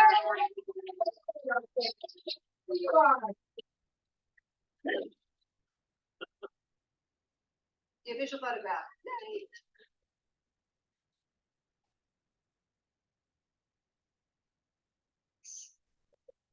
So Jack, just so you know, if you were here in physical life, what you would be seeing and receiving, and is that spectacular? Yeah. You could do some weightlifting with this one, Jack. Here we go. This is what it looks like. Ta-da. Wonderful. Jack's first book is absolutely astounding, but it wasn't the book that got him that way. His first book was about the industry, the restaurant industry, and he did an amazing deep dive. It was absolutely incredible. The second book was about his year in Taiwan as a teacher, the work he did. And that work was at the heart level, intellectual level. He did an amazing job, and he shared that book in such a way that it really was a dynamic piece. We're talking about 350 pages of stuff. It's really good. First book was industry stuff. You'd be amazed to read it. It's very good. An award-winning piece. Second book we did was absolutely pure. It's fantastic from a teacher's perspective in a new country. He did an amazing job. So absolute great job, Jack. And we look forward to seeing you soon, buddy. Absolute pleasure. Fulbright, it's Fulbright. Did I get that right? Okay. Fulbright scholar. Those of you know. Okay. Wonderful. Okay.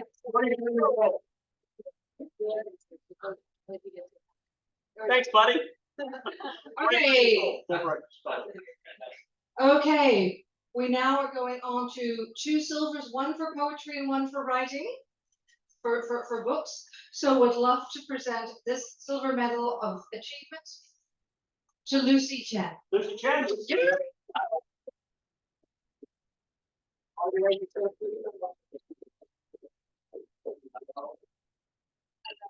There we go. Here we go. You like a needle? Little person took a needle and then you can, then we go for the graciously it is.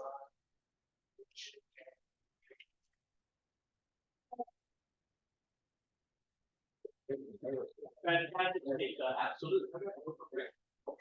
Your book called Build Resilience, Live, Learn, and Lead, 7 Principles to Build Resilience in Life, really is an honor and a testament to her father's legacy, but more importantly, what she has learned, and what her family has learned, and writing about this in such a way that it comes through loud and clear. You did a great job, very proud, great work. Big hats. I'm going to give you an example of integration. You can put, if you feel like wearing, you may, and if you don't feel like wearing, you can admire. Good. Well done. And Jeff, on the plane. Whoa. And Lucy, you brought your family with you tonight? My daughter. Yeah. All my friends are. Oh, well, Good on you, Shirley, good on you, daughter. first time in Singapore? Yes. Wow, let's do a big hand.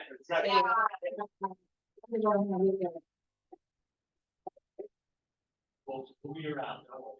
Around me too. Well, our next, I must get out this, the one more silver, and this silver is the, I have to check was, we've got the right one, because it's got poetry on the back or book on the back. We want to make sure it's the right one. This next award is for poetry. The particular gentleman that this is going to is unable to be here, and I'll give you a little bit of his background, and it'll make complete sense why.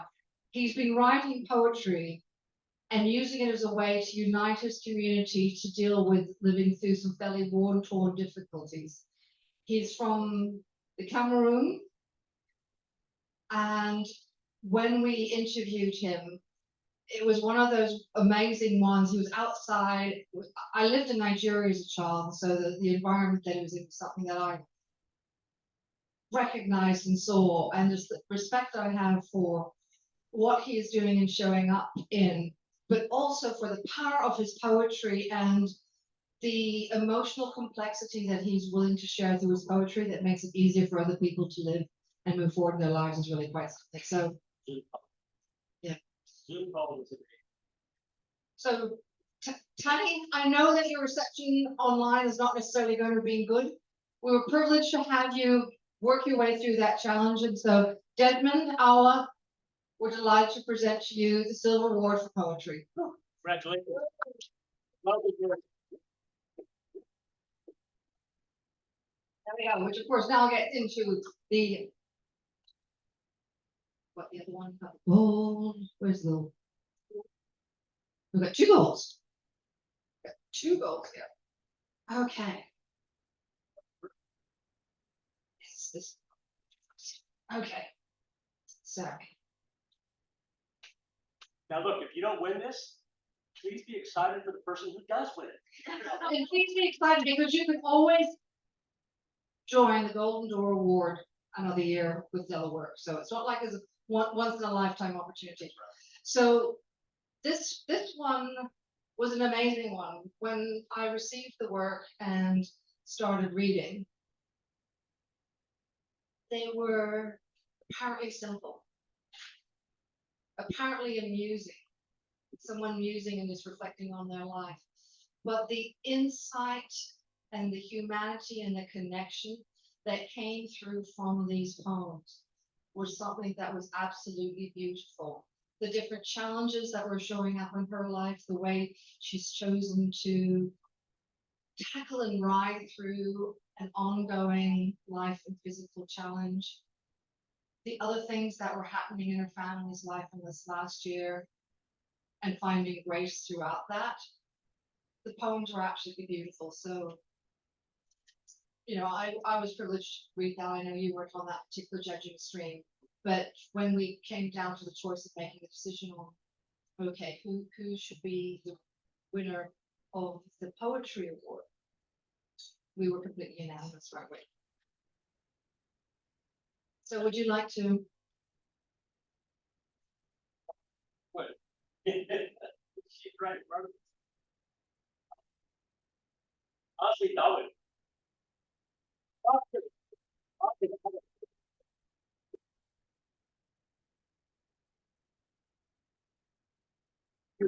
Traveled for 10 years, and she left Amsterdam to be here, and she's leaving in a few hours to go back to Amsterdam. She's here tonight, and she done the work. She's done the work and showed up, and you showed up.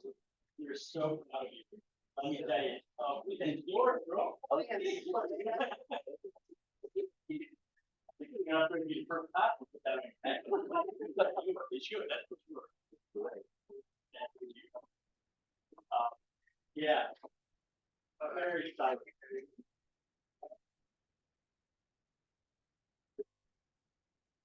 Would you like to say again? Sort of like the Academy Award, you have to put a few words if you don't mind. Yeah. Thank you. Thank you so much. I'm overwhelmed. It's just, it's amazing that pain in life can lead to something so beautiful. And I think that's what Golden Door is all about taking life and turning it into something beautiful, literally gold. Thank you so much. Thank you.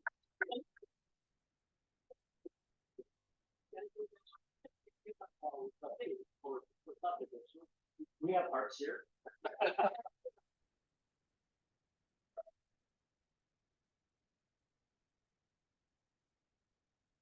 Make sure you come up and say hi, and not bye, but just we'll see you later, alligator, okay?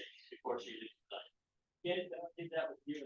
Put that over there, right? Thanks, sir. Appreciate that. Ken Dixon, by the way, standing, one of our great ambassadors. He's been such a great fellow last couple of years. Can you just give him a big hand? He's wonderful. Obviously, I think he was here earlier than I was, but Arun, can you just stand up once again, our legal man behind the scenes, stand up, Arun. Would you, he's the man who makes it happen behind the scenes legally for us. Big hand. Someone's gotta keep an eye on it. It's strong form of truth for all of us. In this one. And now for the final award of tonight. Would you hold that and hold that one up? It takes a lot to produce a body of work, a body of poetry or an essay, but it takes even more to produce a book. To pull together an idea and craft it so it can actually flow through the strength and structure that actually creates a powerful book. One that connects, touches, and then importantly, as we've said, as an individual who's making the choice to show up. And I have to say that when we're in the interview process, it was transparently clear from the point of view of the writers, who was completely and utterly committed and ready to show up for the truth that she was sharing. 100%. Now, would you be so kind and gracious? I'd love to. If I could just say a word or two. This person didn't show up with this book out of left field. She had already done a tremendous volume of work across work for children and for years, not just children, young children, but children up in the high school years, affecting them and changing their city, her country. She is quite unique, but this particular piece of work she did was not that. It was something very different. It stretched out. And it's across, something we all know and love. And I just said it, across the word love. Her piece was about love, and it was about it hit home. And the reason it hit home because it wasn't about her; it was about the reader itself. She deep dived. She put the reader into the chair of the book. She made it about the person reading the book and turning the page and realizing this can help me move forward and accept things that possibly I've never accepted before. The person in the mirror, the individual in the mirror, sometimes doesn't look back very well on themselves.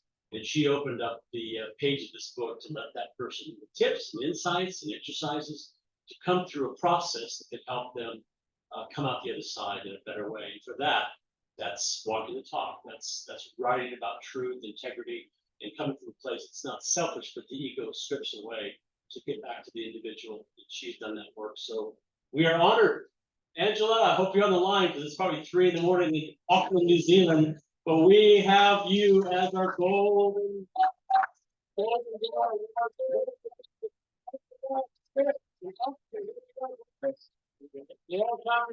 So congratulations from Singapore.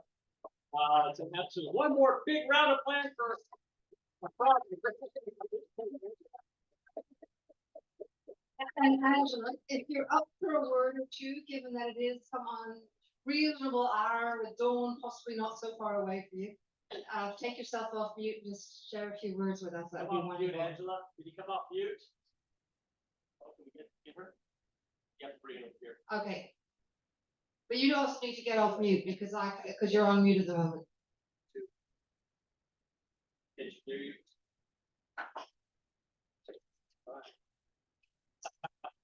That is a good thing. Heart tears are tears of joy. Come off mute. Angela, come off mute.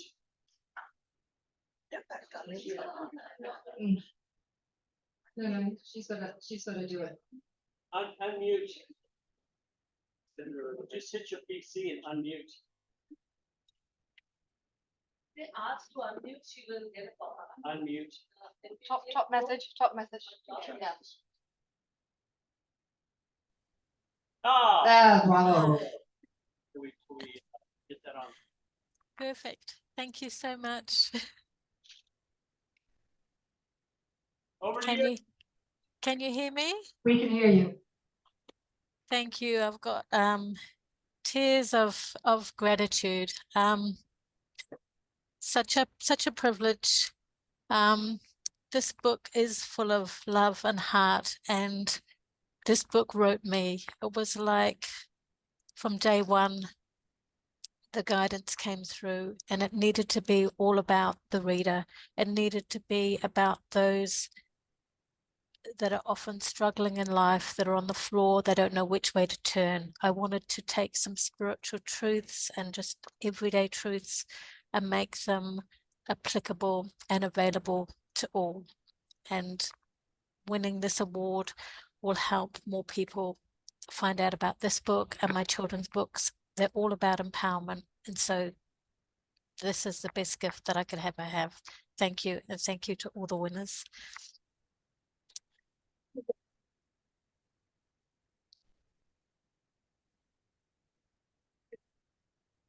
I don't know about you, but there's an awful lot of energy flowing through me, and you might be feeling the same kind of energy of clarity, of joy, of heart, of the ability to do things that will do magnificent in the world. Now, I think on that wonderful high note, the formal judge process is entirely complete, I hear, dear. What else would you like to have happen? We're not good at dancing, but we can try. The future. What? We're going to discuss the future. We're going to discuss the future. I think that's an excellent idea. And I think we'll give you the microphone in the process.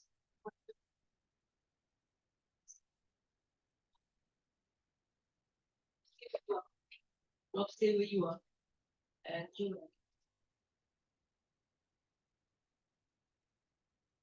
What are you chewing?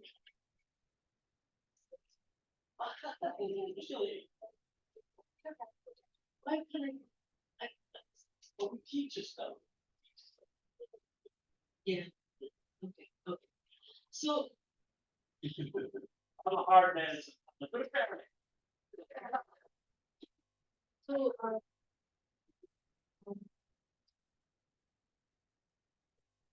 okay. So in front of you, you have authors. All three of us are authors. And we started with our own message, right? We started with message. And these two, I would say, are the like part of the founding committee. They came right from the beginning and they stood by. I may have been the founder, but I don't consider myself as the only one. They are the founding committee. Okay. And also we have this, we have our own books that I'd like to invite you to read. You can see on the table is Joanne's book, Green Site. She talks about sustainability. And she's also chairperson of ESG Institute. You can see that's the book. I was so busy that I didn't get a chance to bring my book to the gold medal. And this gentleman forgot his book. So we have a package, and this is how we call it our gratitude package. If you'd like to support the Golden Door, this is how we can do it. And it's here. You can just pass through. I'll put it at the front here if you'd like to order a package, a gratitude package to support the Golden Door. And we invite you as on the committee. And also, let's talk about the future. Okay, now I was really pleased that Zainul Abidin mentioned about the societies. You can see on your table, we have in color 4 countries. Can you see that? And also an outline, an overview of the eco-society. What is the eco-society? How did we get it? You just witnessed the awards, truth and integrity of the written word. And then we went to the spoken word. We talked about the forum, we did a bit of dialogue. But as important is real action. bringing leaders of integrity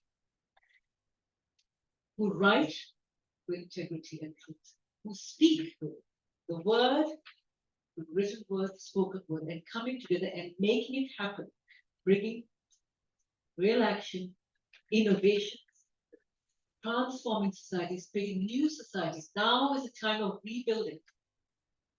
Post-pandemic is a time of rebuilding. We need to start reassessing everything and going back to the purity of the human being. We were designed with a pure essence. And the Eco Societies project is really about the seeding of the pure. We gather together the leaders or potential leaders who carry those values. It starts with the 2 and 3. Some of the countries we have there on the table are some of those 2s and 3s who come together. Persons of all levels, at the grassroots level and to the high level, who have come together to rebuild. South Sudan, we have Kenya, Siaya, and we also have, what is the other country? South Africa, and one particular part of South Africa, Winterbelt, and even Italy, Abruzzo. I would like to welcome Monica. She is the one who's one of the leaders of the Italy, Abruzzo.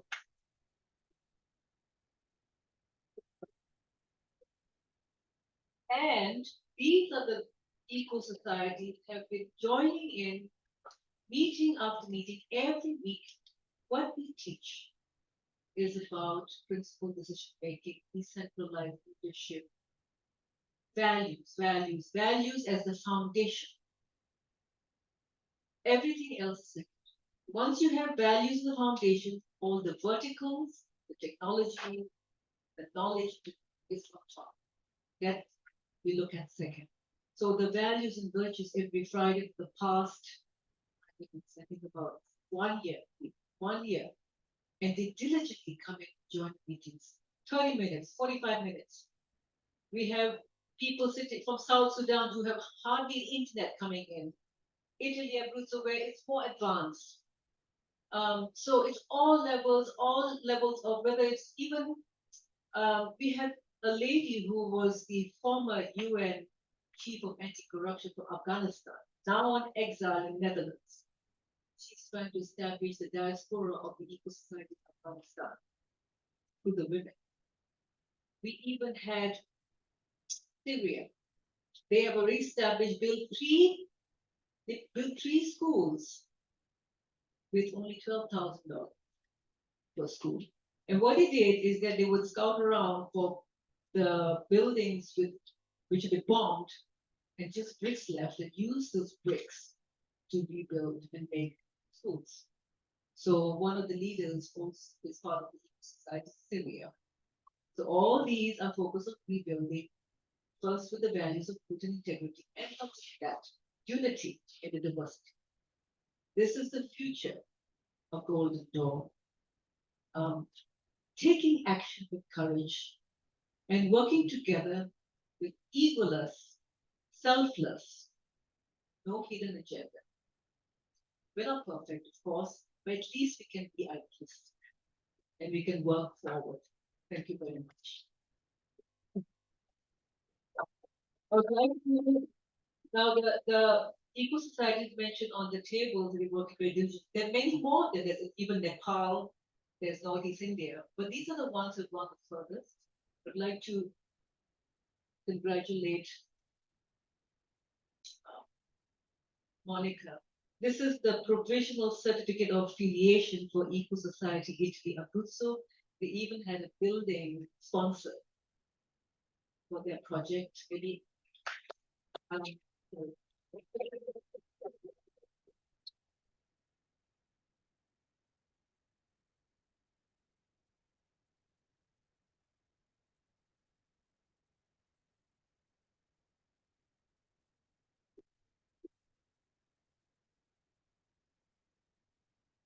okay, thank you, and I love Italy.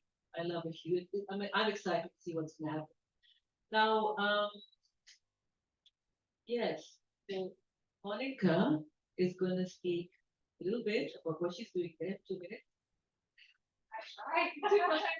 And after that, it's just really, after this, it's just free and easy networking. We close by 10 o'clock.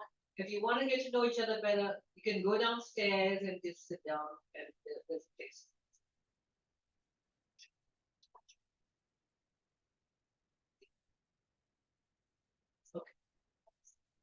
Thank you, Zahira. Thank you, everyone, for this opportunity. 2 years ago, I met Zahira in Italy. Very shortly after, I changed my life completely. I was there with my son, following a colleague, and I didn't know what that colleague was.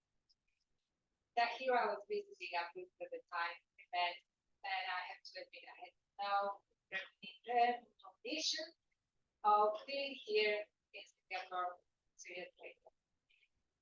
As Zahira said, about a year ago, I was invited to work on the side project that group of, and I had no idea what I was about to do. I just did it.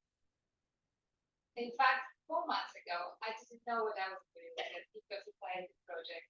And I remember our conversation with Zahira, and we talked about trust, having trust. And I found that trust in the project, in me, is really good. I did deep down into my heart, and I thought about the projects which are resonating with my heart, and also can be used to benefit the local community. Those projects were the neurodiversity for children, early age education, and empowerment of women 50 years back. I thought they were the most relevant to the local community, and they were the closest to my heart. Then I started talking to our friends in beautiful Abuja, where we currently live, and just to give you a bit more about my background. I had a 10-year-old boy who was diagnosed with autism spectrum 5 years ago.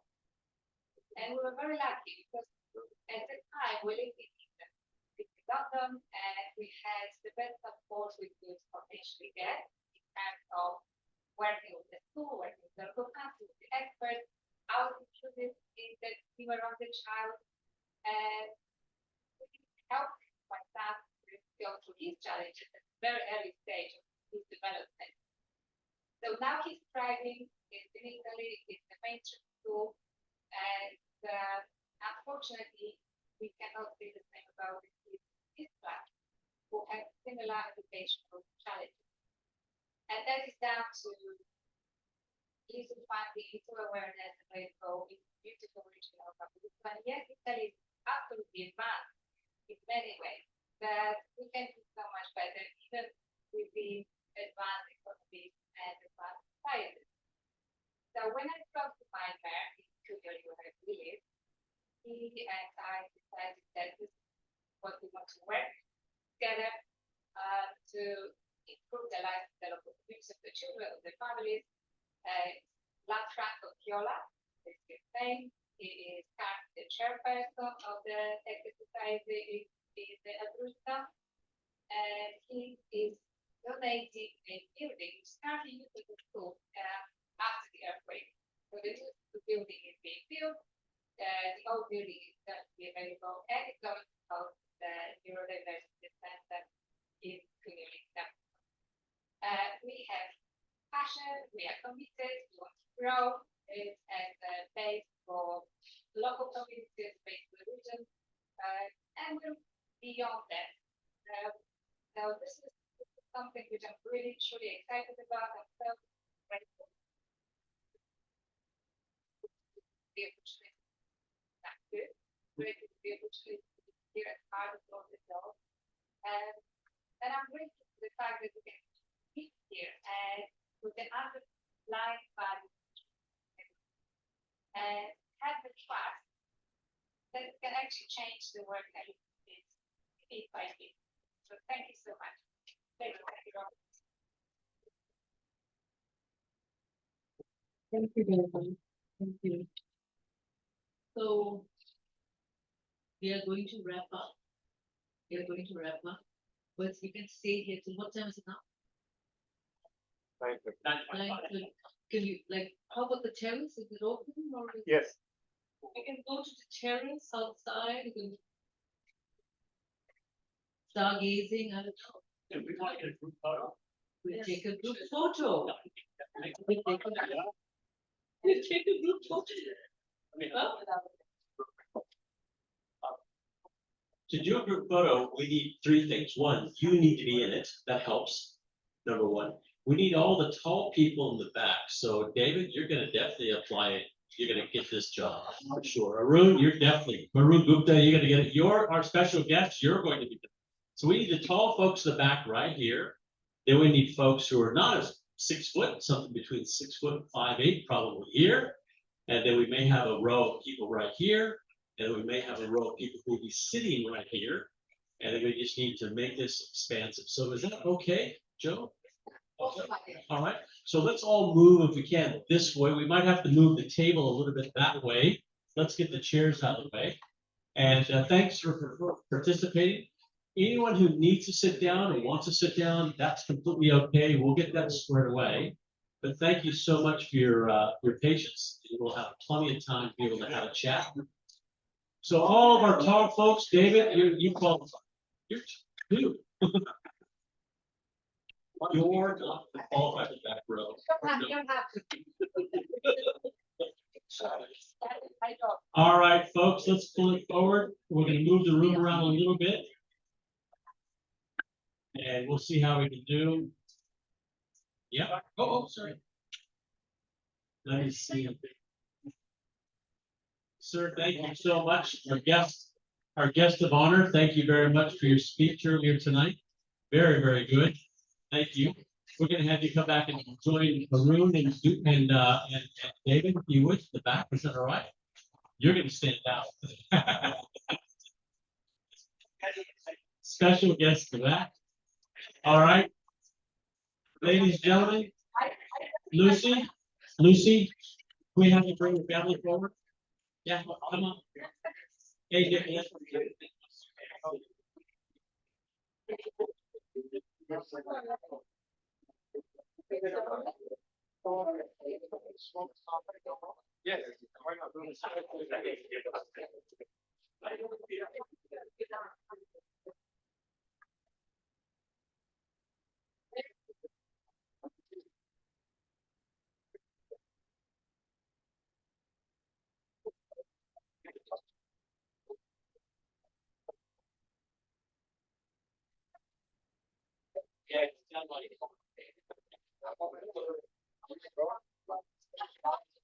Yes. Come on, folks. Move forward. Move forward. Michael, yeah. Come on. Come on. Now, this is how this works. We're going to have a photograph that we can all get everybody in. So what we need is we need folks who are not in front of anyone. And also, if you're behind someone like David, you're perfect. You're between the shoulders, okay? So that's good. Tahira, right in the middle. Perfect. Joanne, wait. Yo-Yo, do you want to sit next to Yo-Yo? I'm right here. Hello.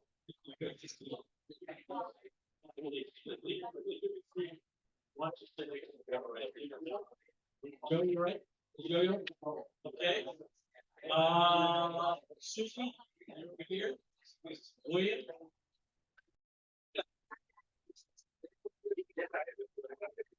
Okay. Now. You still away.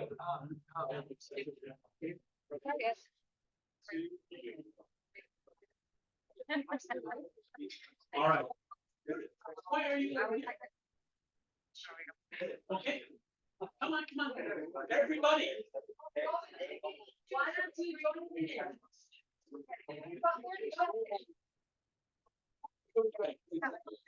That's all right. Now, we are going to need Susie, let me see. I don't want any of Ken, you're okay. Let me see here. We might have another chair here. Sue, you can sit there. Okay.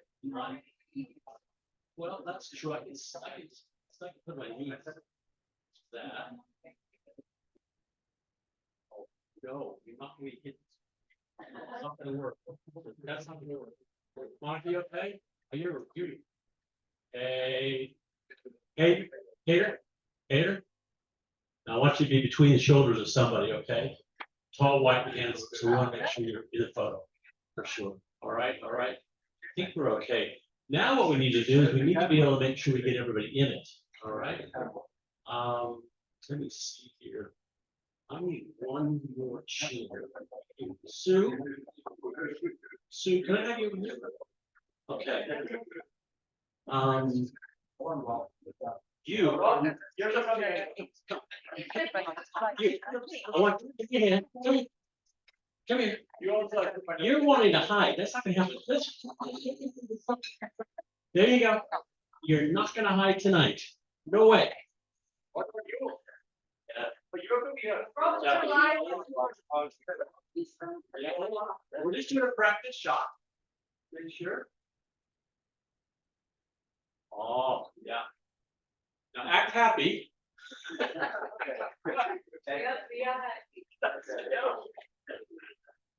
Now give us the 3, 2, 1 stuff. Oh, 3, 2, 1. 3, 2, 1, smile. 3, 2, 1, smile. Now one for fun. Ready? Everybody, just have some fun.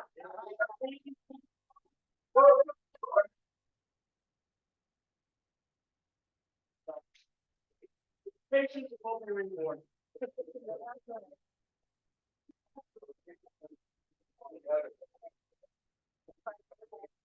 And look, we would be remiss if we did not mention a couple of people who've been so helpful behind the scenes. Paul and Taylor. Everybody, can you just give a big hand for our host behind the scenes, our technology man in the corner? Host did a great job in the blue jacket. Can you give him a big hand? Well done. And Hader, way back here. Hyder, apologies. He's done a great job, absolutely behind the scenes, working hard for the last 3 and 4 weeks. Thank you so much for making this all count. Appreciate it.